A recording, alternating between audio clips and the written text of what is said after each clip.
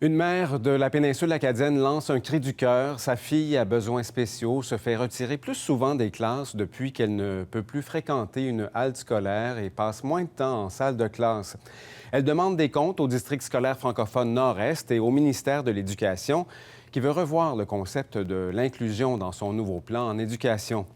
Félix Arsenault l'a rencontré la semaine dernière. La fille de Cindy Doiron, Kim, 17 ans, a un trouble du spectre de l'autisme avec une déficience intellectuelle. Sa vie a pris un tournant en février 2025 depuis qu'elle n'a plus le droit de fréquenter la halte scolaire de l'école Le Tremplin après les classes. Notre situation a comme empiré là, depuis que la halte n'est plus là. Le ministère de l'Éducation a enlevé l'exemption de plusieurs jeunes de plus de 12 ans, âge limite imposé par la province pour fréquenter un service de garde éducative ou une halte. L'impact, le tempérament de Kim s'est détérioré dans la dernière année. Les comportements ont augmenté et empiré. Elle a été retirée de l'école à plusieurs reprises, dont une longue période de décembre à février dernier. Sa mère doit aller la chercher régulièrement en raison de ses comportements.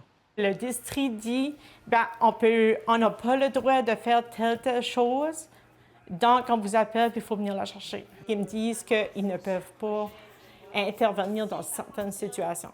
Fait que si qu'elle fait, puis qu'elle sait, si je fais ça, je m'en vais à la maison.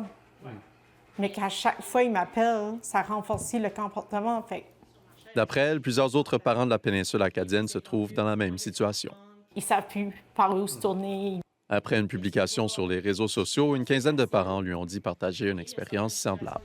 On ne peut pas dire à des enfants « Ah oui, c'est la meilleure place à être, c'est à l'école. » Mais pas pour les enfants à besoins spéciaux. Ça se fait pas.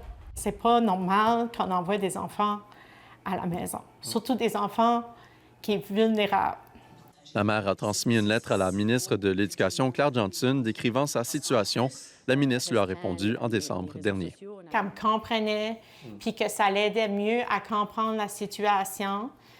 Mais j'ai pas vraiment eu comme de lettre de suivi pour dire qu'elle avait des solutions. Le ministère de l'Éducation nous dit que bien que les établissements d'apprentissage de garde des jeunes enfants soient conçus pour être inclusifs, ils sont structurés pour soutenir le développement de la petite enfance chez les enfants de 0 à 12 ans et ne sont généralement pas en mesure de répondre aux besoins des enfants plus âgés.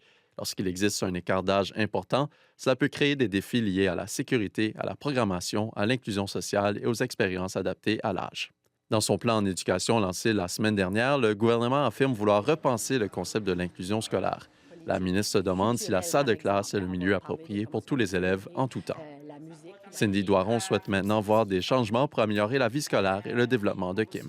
S'ils sont dans un environnement scolaire, un système d'apprentissage, avec des activités, ils voient du monde, ils vont être plus stimulés. Interpellé sur le sujet il y a 2 semaines, le district scolaire francophone Nord-Est affirme ne pas pouvoir fournir de données sur le nombre de retraits des classes sans une demande d'accès à l'information. Ici Félix Arsenault, Radio-Canada, à Tracadie.